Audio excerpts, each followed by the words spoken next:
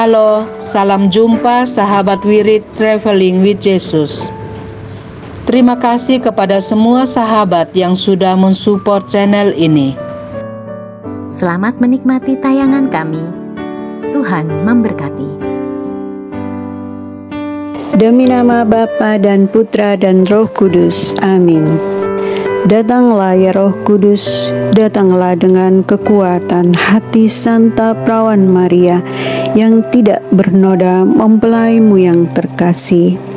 Datanglah, bimbinglah kami, hiburlah kami, katakan pada kami apa yang harus kami lakukan, dan bantulah kami memahami kehendak Tuhan dalam hidup kami melalui firman-firman yang kami dengar hari ini.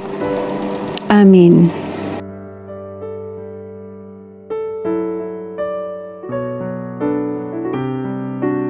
Inilah Injil Yesus Kristus menurut Santo Yohanes. Dimuliakanlah Tuhan. Sekali peristiwa Yesus berangkat ke Samaria dan pergi ke Galilea, sebab ia sendiri telah bersaksi bahwa seorang nabi tidak dihormati di negerinya sendiri. Setelah Yesus tiba di Galilea, orang-orang Galilea pun menyambut dia, karena mereka telah melihat segala sesuatu yang dikerjakan Yesus di Yerusalem pada pesta itu. Sebab mereka sendiri pun turut ke pesta itu. Maka Yesus kembali lagi ke Kana di Galilea, di mana ia membuat air menjadi anggur. Dan di Kapernaum ada seorang pegawai istana yang anaknya sedang sakit. Ketika pegawai itu mendengar bahwa Yesus telah datang ke Yudea, ke Galilea, pergilah ia kepadanya, lalu meminta supaya Yesus datang menyembuhkan anaknya, sebab anaknya itu hampir mati. Maka kata Yesus kepadanya, "Jika kamu tidak melihat tanda dan mukjizat, kamu tidak percaya." Pegawai istana itu berkata kepadanya, "Tuhan, datanglah sebelum anakku mati." Kata Yesus kepadanya, "Pergilah, anakmu hidup." Orang itu percaya akan perkataan yang dikatakan Yesus kepadanya, lalu pergi. Ketika ia masih di tengah jalan, hamba-hambanya telah datang kepadanya dengan kabar bahwa anaknya hidup. Ia bertanya kepada mereka, "Pukul berapa anak itu mulai sembuh?" Jawab mereka, "Kemarin siang pukul 1 demamnya hilang." Maka teringatlah ayah itu bahwa pada saat itulah Yesus berkata kepadanya, "Anakmu hidup." Lalu ia pun percaya, ia dan seluruh keluarganya, dan itulah tanda kedua yang dibuat Yesus ketika ia pulang dari Yudea ke Galilea. Demikianlah Injil Tuhan. Terpujilah Kristus.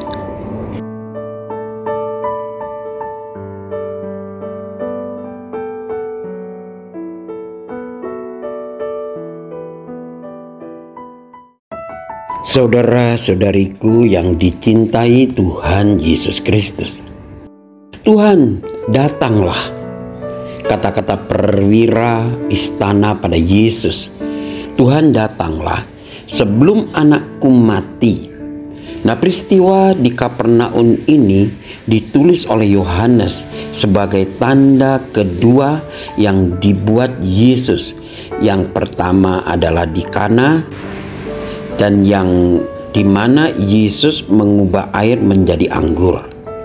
Nah, Injil Yohanes tidak menuliskan sebagai mukjizat, tetapi tanda, karena dari perbuatannya ada pengajaran yang hendak ia ajarkan.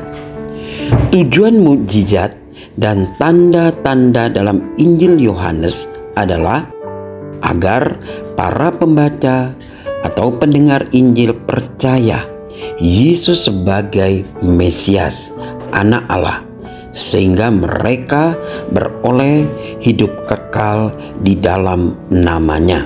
Di Yohanes 20 ayat 30 sampai 31. Saat Yesus pergi ke Nazaret, ia tidak dihormati di kampung halamannya sendiri. Lalu ia pergi ke Kana di Galilea.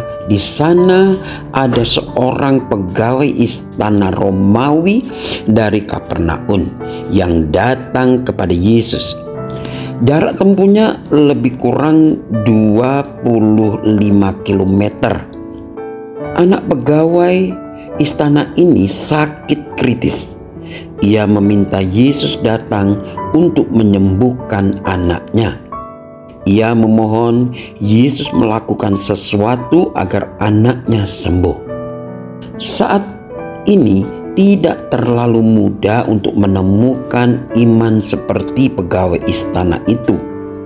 Dia tidak meminta yang muluk-muluk. Dia juga tidak menjanjikan apapun ketika nanti anaknya sembuh. Dia juga tidak menjanjikan upah yang berat atau besar kepada Yesus. Dia hanya mengatakan dengan polos, "Tuhan, datanglah sebelum anakku mati." Nah, tidak ada dialog yang menunjukkan bahwa pegawai itu meminta Yesus menyembuhkan anaknya. Kedatangan Yesus seolah-olah menjadi yang paling dia harapkan. Dan ternyata lebih dari pengharapannya. Yesus tidak datang namun anaknya sembuh. Iman seperti itulah yang kita harapkan bisa kita miliki. Iman yang sederhana tetapi penuh dengan kepercayaan. Iman yang sederhana adalah iman yang mau membaharui diri setiap saat. Iman itu tidak menuntut sebuah mukjizat yang besar, tetapi hanya Yesus yang datang dan tinggal. Kehadirannya membawa kedamaian, sukacita, dan membangkitkan yang berdaya guna. Mari kita mohon rahmat Tuhan agar kita pun mempunyai iman yang sama di tengah wabah yang sekarang melanda kita. Kita tetap mempunyai satu pegangan kuat, Kristus yang datang dan menyembuhkan. Semoga iman kita tidak pernah dikalahkan oleh semaraknya virus di kehidupan ini. Hidup dan kepercayaan kita akan kekuatan Yesus kiranya menjadi virus kehidupan dan kedamaian. Mari kita dalam doa selalu mengundang kata-kata sang perwira istana tersebut. Tuhan, datanglah sebelum aku dan sesamaku mati. Amin.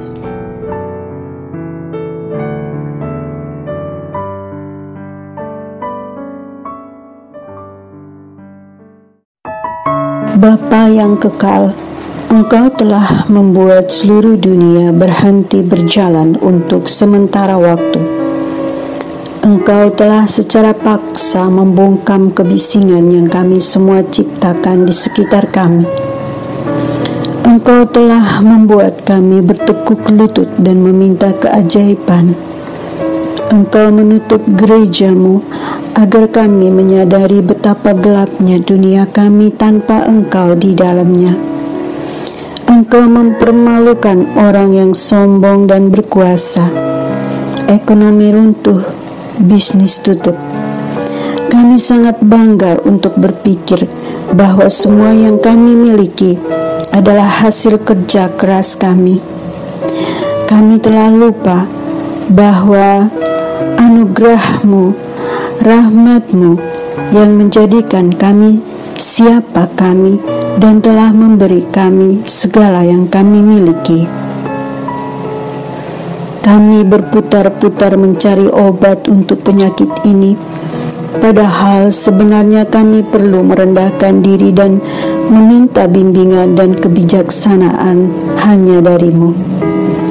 Kami telah menjalani hidup kami seolah-olah kami berada di sini, di bumi selamanya, seolah-olah tidak ada surga, tidak ada api penyucian, dan tidak ada neraka.